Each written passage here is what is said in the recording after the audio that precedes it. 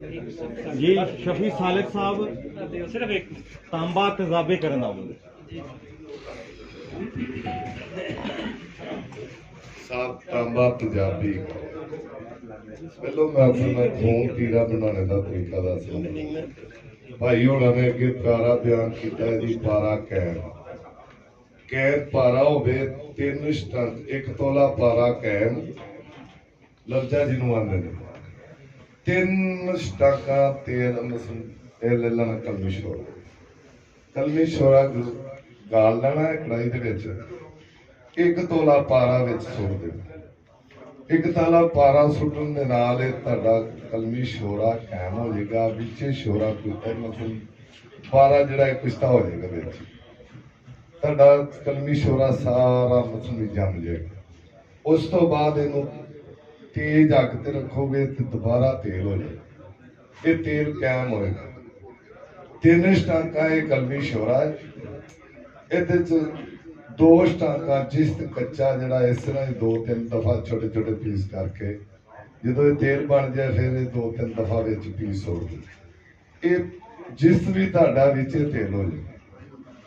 Cam भी होएगा तेल भी होएगा। उस तो बाद ये 1 तोला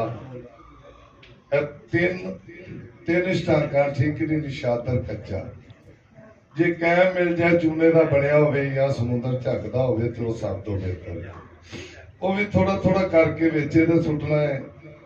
एक निशादर भी तेल हो जाए जिस टाइम निशादर तेल हो जाए 1 तोला सैंखिया कच्चा पी के पाओगे कलमी नसने ताड़ा सैंखिया भी तेल हो जाए। जिस टाइम सारिया चीजा तेल हो जाए पाइया मसन अधपा ला लो पाइया ला लो गंदक का तेजाब लाना गंदक के तेजाब के काले वाल लैके मसन किसी मरद के कैमिकल ना लगा हो 2 दिन पिया रहन दोगे जो दिहाड़ी तो फिर रखोगे धुप आएगी तो 2 दिनों